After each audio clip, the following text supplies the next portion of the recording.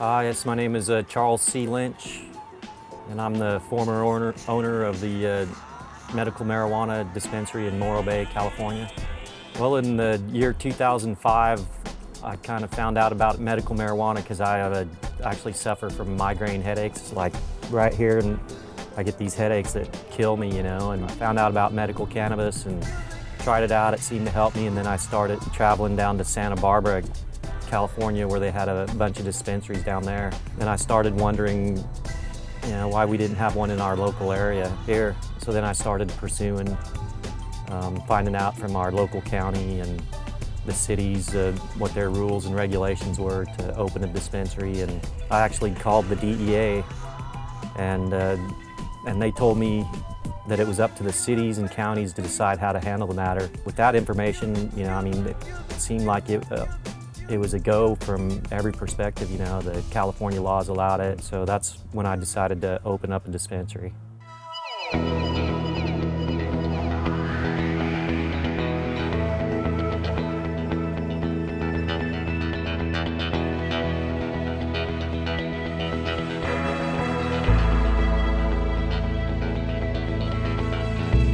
Well, actually, Morro Bay, the reason we opened there was because they had lifted their moratorium. Lots of the local area cities had moratoriums and weren't going to allow dispensaries in their city. So we started, trying to find a location. Lots of the landlords said, no way, not at my place. And then I found a landlord. His wording was, well, if the city's going to allow it, then I'll let you be at our place. And that was 780 Monterey Avenue, pretty much Main Street, Morro Bay, just a little bit off the main street.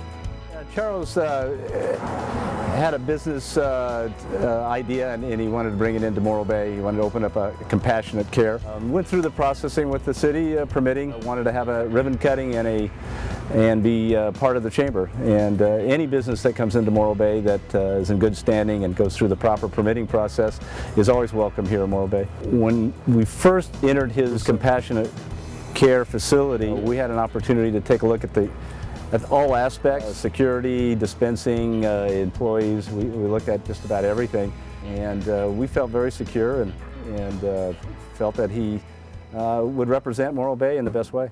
We operated for about a year. They actually raided the dispensary 2 days before our 1-year anniversary. A day or so after, I called the city of Morro Bay, and they told me to come down and get my business license again. I says, well, is it okay for me to reopen? And they says, well, it's okay for you, but if you reopen, you're gonna have to do it within a certain amount of time, otherwise your business license will expire, Within a week, I got the whole system up and running again. The DEA called the landlord and threatened him with forfeiture of his property unless he threw us out, May 16th, 2007, the dispensary closed for good. I've never recaptured the money that I put in to start up the business. That's a lot different from the $2 million profit that the federal government claims that I made personally, And it seemed like that was, the end of it. But then on July 17th, 2007, I woke up to my house here to federal agents banging on my doors and windows. I was found guilty on 5 counts. One is cultivating, so I had the nursery permit to do that, and the cultivation has a 5-year mandatory minimum. There's distribution of marijuana. Distribution charge has a 5-year mandatory minimum. Also, I was convicted of distributing to minors. 1 count of operating a drug premises, which I had the business license to do. And then the other was the conspiracy to distribute, where they held me criminally liable for the actions of my employee. I was definitely, when they prosecuted me, arrested me, I was definitely disappointed with the federal government. And then, it goes to trial, and I just see even more and more injustices along the way, in terms of jury selection and the way the trial went and how they suppressed all the evidence that would have benefited me,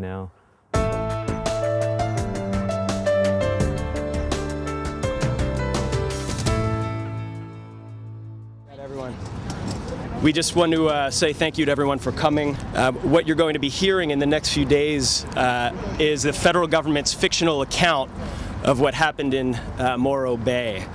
Charles Lynch operated a medical marijuana dispensary in California.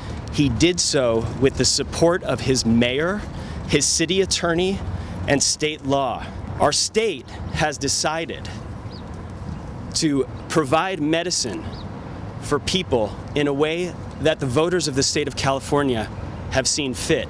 Well, I was definitely glad to hear the judge talk about the new policies. I feel like we're teetering on the cusp of change here, and the war against the people, the civil war against the state medical marijuana states has to end somewhere. And I'd be glad, I'd be honored to be one of the last persons, to be prosecuted, and so we can end this war against the people, who voted in favor of this. I work with disabled people with physical and disabilities, and mental disabilities all the time. We passed this law 12 years ago that says you can have access to this cannabis plant.